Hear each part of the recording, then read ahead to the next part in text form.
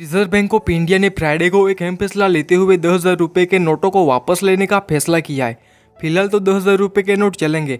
हालांकि आरबीआई ने 30 सितंबर 2023 को या उससे पहले इन नोटों को बैंकों में जमा करने या बदलने की सलाह दे दी है। नॉन अकाउंट होल्डर भी किसी भी बैंक शाखा में जाकर एक बार में 20,000 की सीमा तक 2,000 के नोट बदलवा सकता है। अगर इस दौरान आप नोट नहीं बदल पाएंगे, यानी कि 30 सितंबर के बाद 2,000 के नोट बैंकों में एक्सेप्ट किए जाएंगे नहीं, उसके बाद ये पैसे कूड़े के समान हो जाएंगे। अब आप लोगों के मन में सवाल उठेगा कि सरकार ने 2016 से नोटबंदी के 6.5 साल बाद यह फैसला क्यों किया है। इसके कई रीजन है। पहला रीजन है कि नोटों की महंगी छपाई। खासकर 2,000 रुपए के नोट की छपाई में 10, 20, 50 और 500 रुपए नोटों की छपाई के मुकाबले अधिक लागत आती है। हालांकि 200 रुपए के नोट की छपाई 2,000 रुपए के नोटों से भी महंगी है। एक रिपोर्ट में यह भी कहा गया है कि 2,000 रुपए का एक नोट छापने में करीब 4 रुपए की लागत आती है। भारत में करीब 3,62,000 करोड़ के 2,000 के नोट बाजार के प्रचलन में शामिल है।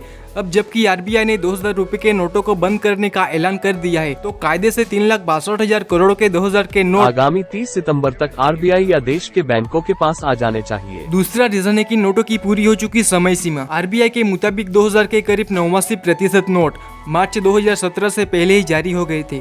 सरकार का यह कहना है कि नोटों को 4-5 साल तक अस्तित्व में रहने की उनकी समय सीमा पार कर चुके हैं। यह भी एक बड़ी वजह है जिसकी वजह से 2000 नोटों को सरकार ने बैन करने का फैसला किया है। तीसरा कारण है कि आरबीआई के मुताबिक 2,000 रुपए के नोट आमतौर पर लेन देन यानी कि ट्रांजैक्शन में बहुत ज्यादा यूज नहीं होते थे। आरबीआई की क्लीन नोट पॉलिसी के तहत यह फैसला लिया गया है कि 2,000 रुपए के नोटों को चलन से हटा दिया जाए। चौथा रीजन है सर्कुलेशन। करेंसी नोटों का प्रचलन नोटों की एक व्यक्ति से दूसरे व्यक्ति तक ले जाने में बहुत ज्यादा टाइम लगता था, जिससे इंडियन इकोनॉमी में 2,000 के नोट बहुत कम यूज होते थे। पांचवा बड़ा कारण है कि 2,000 के नोटों ने काले धन की जमाखोरों की मदद की है।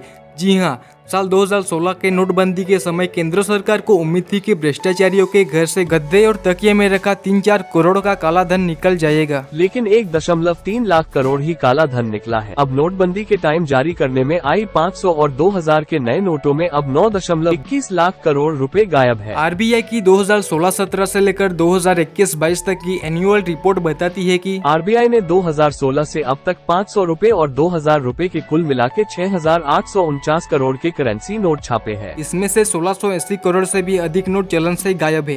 गायब हुए इन नोटों की कीमत 9.21 लाख करोड़ रुपीस है। अब आप लोग यह अंदाजा लगा सकते हैं कि 9.21 लाख करोड़ रुपीस की ब्लैक मनी इंडिया के अंदर मौजूद है। आई होप कि आज का टॉपिक आपको अच्छी तरह समझ में आया होगा। मिलते हैं किसी नए टॉपिक में। जय हिंद, जय भारत।